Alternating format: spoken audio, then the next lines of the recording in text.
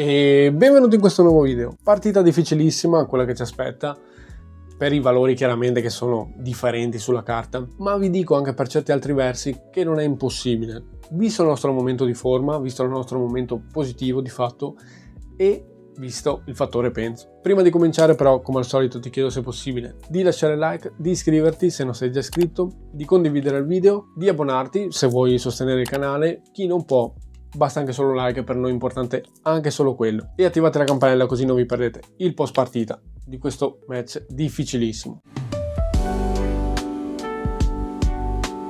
Quindi veniamo dal 2-2 contro l'Empoli, che per poco onestamente non era 2-1 per noi, perché di fatto Busio segna all'85esimo il gol del momentaneo vantaggio e alla fine bastava gestire un po' meglio gli ultimi minuti finali e te la portavi a casa 3 punti. E invece ti sei fatto riacciuffare dall'Empoli con un, devo dire, gran gol di Angiorin. Questo bisogna ammetterlo, lì non è tanto secondo me un errore difensivo ma una gran giocata. Potevamo comunque gestire meglio di squadra difensivamente quella situazione lì. Davvero peccato, perché a livello di classifica a questo momento potevi essere al quart'ultimo posto. Però vabbè, amen, è andata così. Siamo comunque a -1 dal Lecce, che fino a poche settimane fa era pura utopia, con 5 partite da giocarti ovviamente alla morte. La squadra alla fine sta bene, è in fiducia, poteva essere ancora più in fiducia se portavamo a casa da Empoli una vittoria, ma di fatto comunque si può dire che nelle ultime settimane, negli ultimi mesi abbiamo recuperato tanti punti, pareggio dopo pareggio, soprattutto anche nell'ultimo periodo, affrontando una big dopo l'altra, quindi grande merito. Quindi di fatto le motivazioni per fare bene contro il Milan e nelle ultime partite che ci rimangono devono esserci per forza. Abbiamo di fatto poi anche ripreso a segnare, è un problema gigantesco che ci portavamo avanti da praticamente tutto il campionato, e tra l'altro abbiamo ripreso a segnare anche su azione, come alla fine contro il Monza con il gol di fila, il gol del definitivo vantaggio, e ad Empoli con gol su azione con il gol di Busio, che è purtroppo un momentaneo vantaggio di Busio. E poi rimane il fatto che ormai è chiaro, cioè arrivati a questo punto della stagione, non è un demerito, anzi il nostro punto forte sono le palle inattive. Mi pare che più del 50% dei gol arrivi da palla inattiva, la stragrande maggioranza. Alla fine anche contro l'Empoli è arrivato uno, perché il primo, al di là che quello che segna Boa, al di là che sia comunque frutto di un grave errore di Vasquez, che esce veramente male, comunque quello è un altro gol su palla inattiva. Con il fattore principale qui è chiaramente la preparazione in allenamento delle situazioni, molto bene, ovviamente quella rimane, ma è un Nicolussi Caviglia il fattore principale in questi casi, che calcia il pallone in una maniera davvero sublime, che non è una cosa da poco al giorno d'oggi. Ci sono veramente pochi in Serie A che si può dire calcino bene da fermo come lui, anche calci di punizione dal limite dell'area diretti, veramente tanta roba, tante volte è riuscito a segnare, e praticamente si può dire che trasforma praticamente quasi ogni calcio d'angolo, ogni punizione in una potenziale occasione da gol. E quando batte Quique Perez, diciamo che non fa rimpiangere Nicolussi Caviglia quando batte da destra, essendo lui mancino, cioè veramente da quel punto di vista lì siamo veramente messi bene, siamo fortunati ad avere giocatori di questo calibro. A livello difensivo stiamo cominciando a subire un po' di più, leggermente di più rispetto a tutta quella serie di partite contro le big, dove tante volte alla fine siamo riusciti anche a tenere la porta inviolata. Però di fatto ok, cioè se questo diciamo è il prezzo da pagare per riuscire a segnare, va bene. Secondo me l'aspetto più importante a livello difensivo è tenere il risultato quando passi in vantaggio, che è una cosa che nelle ultime 3 partite non c'è riuscita per ben 2 volte su 3. A Lecce, dove ti sei fatto riacciuffare dal gol di Baschirotto e anche lì eri passato in vantaggio, e nell'ultima contro l'Empoli, perché bastava gestire un po' meglio e lì ti portavi a casa punti. E cioè bastava che almeno, non dico tutte e due, però almeno una delle due gestissi appunto questi ultimi minuti finali, gestissi il vantaggio un po' più fattibile contro l'Empoli, perché contro il Lecce sì, avevi messo in campo una prestazione anche non ottimale secondo me, quindi ci stava anche il pareggio.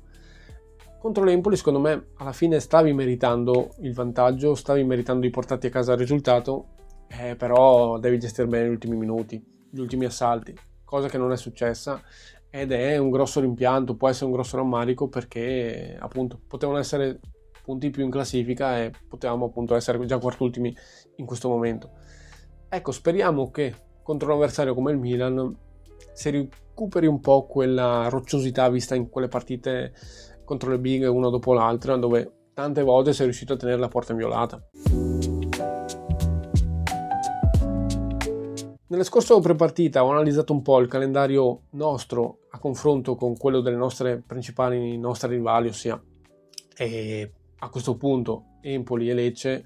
Ho tolto di mezzo il Parma, tanti volevano, nello scorso video hanno detto potevi inserire il Parma, sì, ma di fatto anche contro la vittoria in settimana contro la Juve testimonia il fatto che a meno di cataclismi il Parma è tranquillo, salvo, quindi rimangono veramente queste tre pretendenti per un unico solo posto salvezza: Empoli, Lecce e noi. Quindi in quel video prepartita ho dato i miei pareri su tutti e tre i calendari. Adesso li andiamo a riprendere, ma più che altro per vedere le partite delle nostre avversarie. L'Empoli se la vedrà con la Fiorentina, derby toscano, quindi match difficile di per sé, poi differenza di valori tecnici evidente comunque tra Empoli e Fiorentina, ma l'Empoli ha due grossi vantaggi, perché la Fiorentina, a causa del rinvio delle partite di domenica scorsa, ha dovuto giocare in settimana, ha dovuto giocare mercoledì e quindi avrà per forza meno tempo, meno anche energie, se volete, per preparare la partita contro l'Empoli. Poi, altro fattore in più che va a favore dell'Empoli alla fine è che settimana prossima, giovedì prossimo, la Fiorentina si gioca la semifinale di Conference League, e quindi dovrà per forza contro l'Empoli gestire un po' le forze e magari fare anche un po' di turnover, ma ci sta a togliere qualche titolare. Quindi ok, la partita rimane sicuramente ostica per l'Empoli, però secondo me non così ostica come sarebbe potuta essere, almeno senza rinvio di domenica scorsa. Questo è un discorso oggettivo, non è un discorso di parte. Il Lecce ha una partita forse anche più difficile della nostra, perché comunque la classifica testimonia, insomma l'Atalanta è molto sopra il Milan non in classifica, affronta appunto l'Atalanta a Bergamo, un'Atalanta che secondo me, penso sia quasi matematicamente sicura, ma vuole assicurarsi al più presto il posto in Champions anche l'anno prossimo.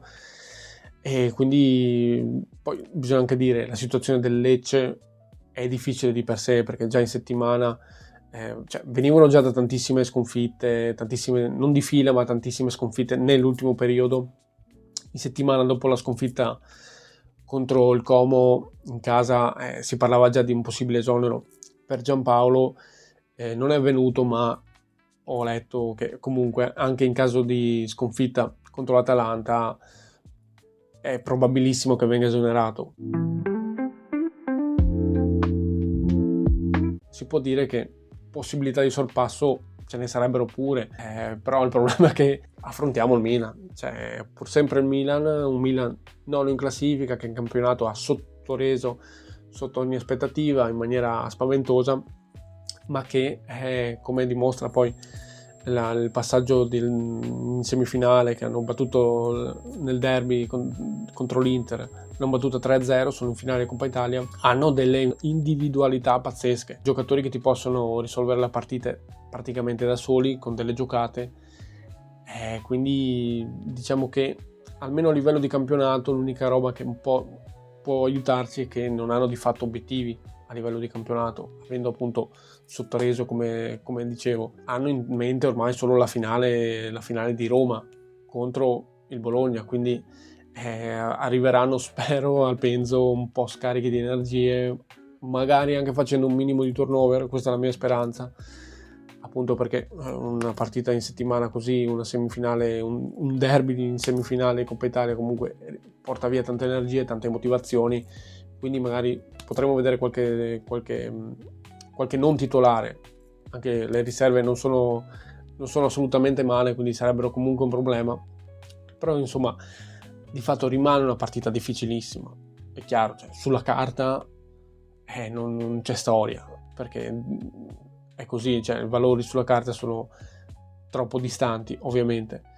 Però diciamo che il Milan versione campionato di quest'anno non è un Milan imbattibile, si può tranquillamente dire, parliamoci chiaro.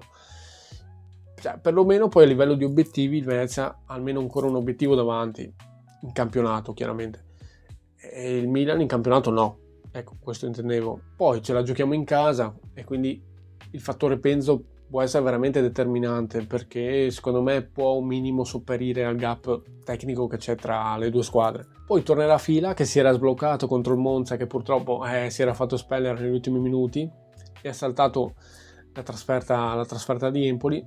E speriamo sia ancora in fiducia e che io spero, personalmente mi auguro che Di Francesco lo schieri titolare.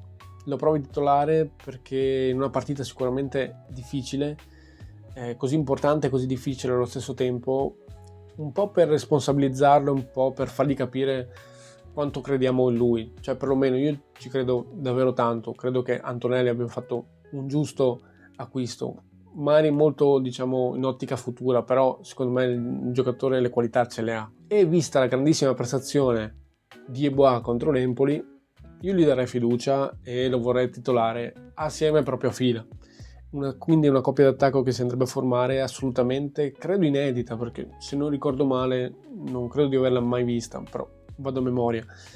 Secondo me è comunque una coppia che può funzionare, perché sono giocatori che hanno caratteristiche diverse, ma che secondo me possono dialogare molto bene tra di loro, sono molto in forma e quindi possono essere, diciamo, potenzialmente una piacevolissima sorpresa da qua al finale di campionato, in queste ultime 5 partite. Vediamo se Di Francesco sarà d'accordo con me. Quindi, un po' riassumendo, belli compatti dietro, difendendo di squadra come sappiamo fare quando vogliamo, e l'abbiamo dimostrato di fatto in quella serie di partite contro le big, dove tante volte ne sei uscito con la porta inviolata.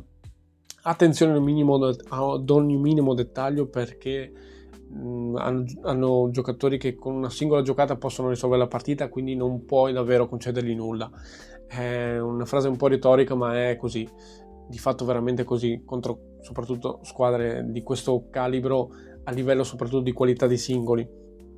E offensivamente, appunto, ribadisco, io proverei Yeboah a Fila insieme dal primo minuto, perché secondo me è proprio la miglior coppia d'attacco assemblabile al momento. Facendo così, per me rimane un'impresa sicuramente, ma un'impresa possibile, diciamo. Non partiamo per vinti e dobbiamo provare a fare risultato. La classifica d'altronde ce lo impone e per me possiamo farcela. Quindi questo era quello che volevo dire.